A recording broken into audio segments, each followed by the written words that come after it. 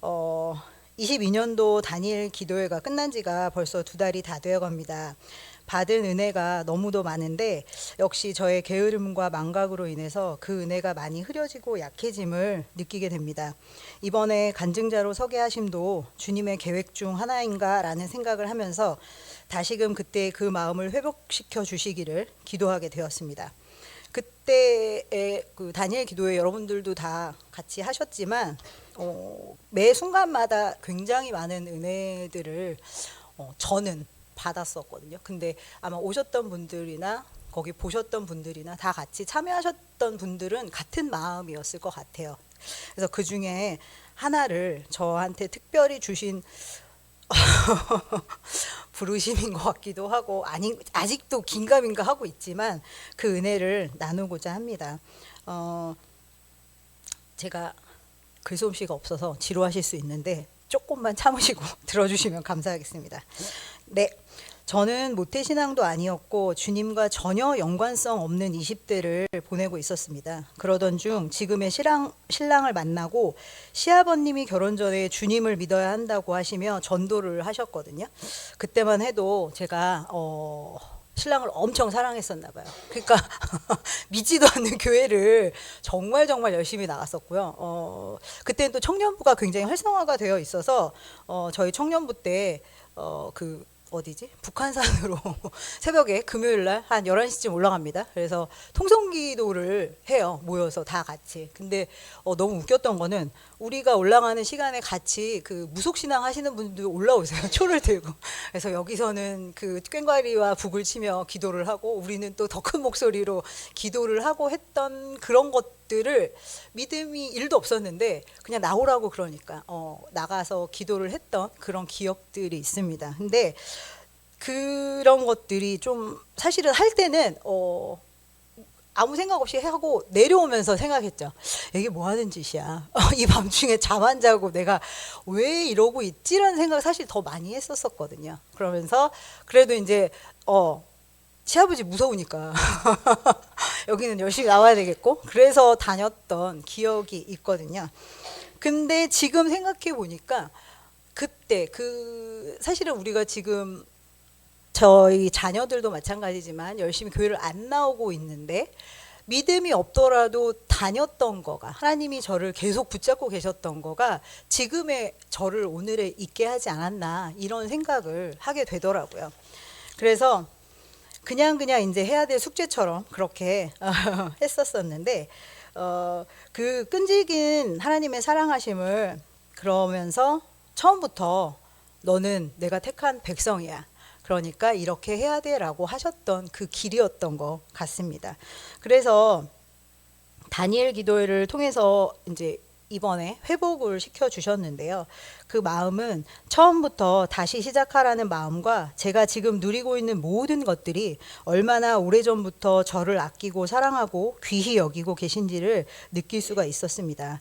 진실한 믿음 없이 보내온 지난 날들에 대해서 회개의 눈물이 하염없이 흐르고 모든 기도의 순간과 말씀을 듣는 순간마다 저의 과오들이 들춰지고 민낯을 드러내는 것 같아 괴롭고 슬프고 창피했었습니다.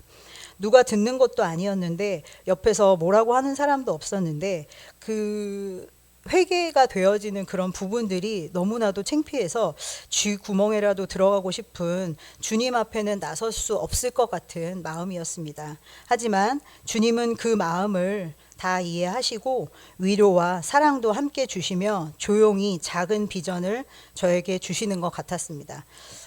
이 비전 때문에 사실은 지금도 계속 고민하고 있고 마음에 이게 주님이 주시는 게 맞는지 아니면 저 혼자 그냥 생각하고 있는 나만의 생각인지를 아직도 기도 중에 있습니다.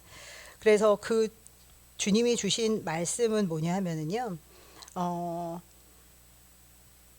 주님을 알지 못하고 쓰러져가는 자들과 주님을 알지 못한 제 주변에서 사랑하는 친구들과 가족들을 떠올리게 하시면서 그들을 위해 기도해야 한다고 계속 말씀을 하고 계세요.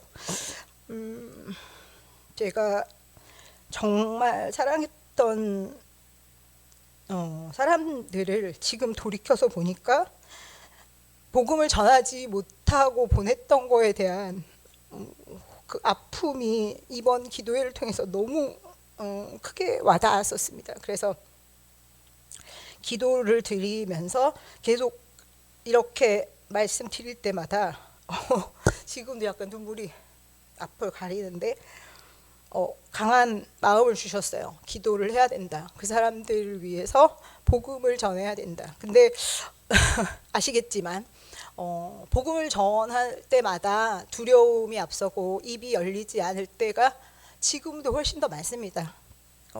그렇지만 하나님께서 주신 마음이 있었기에 그 말씀을 붙잡고 계속 기도를 하는 와중에 여러분도 다 잘 아시는 사도행전 1장 8절 말씀, 오직 성령이 너희에게 임하시면 너희가 권능을 받고 예루살렘과 온 유대와 사마리아와 땅끝까지 이르러 내 증인이 되리라 하신 이 말씀을 저에게 계속 주시고 계십니다. 그래서 이 말씀을 붙잡고 기도하고 또 기도하던 가운데 제가 아주 소심하게 친구들한테 얘기를 했어요. 요새 제 삶에 대해서 내가 너무나 행복하다, 너무 기쁘고 아무것도 없지만 그걸로 인해서도 너무너무 기쁘다 그랬더니 친구들이 저한테 안 그래도 너 요새 얼굴이 되게 좋아 보인다고 하더라고요. 그래서 사실은 그게 아니고 보톡스를 맞아서 얼굴이 피부가 좋아져서 그런 거야. 내가 그렇게 얘기를 했는데 그거 말고 제 마음속 어딘가에서 올라오는 기쁨이 제 얼굴로 제 삶으로 표현이 되나 보더라고요. 그래서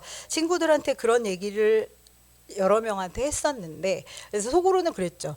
이게 복음을 전하는 게 맞나? 이렇게 하는 게 맞나? 약간 그러면서 얘기를 했었는데 아주 엄청난 일이 일어났더라고요. 제 친구 하나가 그 다음 주에 저한테 전화가 왔어요. 주일이 지나고 야, 나 교회 갔다 왔어.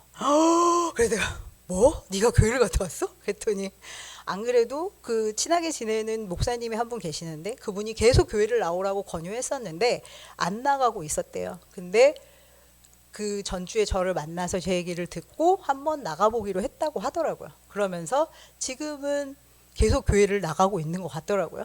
자기 일 저기 하지 않을 때는. 그래서 내가 하나님 살아계신가 봐. 이렇게 예비하시는 거야? 정말이야? 이게 진짜 된다고? 약간 그런 마음가짐이 생겼어요. 그러면서 조금 더 사람들한테, 제가 친한 사람들한테 복음에 대해서 메시지를 전하게 됐고요. 사실은 이번 설에도 이제 속초 엄마한테 가면서 복음을 꼭 전해야 되겠다. 내가 아까 울먹이면서 나의 사랑하는 사람들한테 복음을 전하지 않으면 안 될 것 같다는 생각을 했어서 엄마한테도 가서 꼭 얘기를 해야지 하고 갔지만 2박 3일 동안 있는 동안 하나님 얘기는 1도 못 꺼내고 엄마 얘기만 계속 들어주다가 그러다가 왔어요. 그래서 버스를 타고 오면서 또 후회를 했죠. 왜 얘기를 못했을까? 왜 그랬을까? 왜 내 입이 떨어지지 않았을까? 근데 와서 이 말씀을 다시 준비하면서 기도가 부족했구나. 엄마에 대해서 더 간절하게 믿게 해주시라고 하나님 앞에 기도하고 준비하지 않아서 그 입이 안 떨어진 게 아닌가라는 생각을 하게 됐습니다.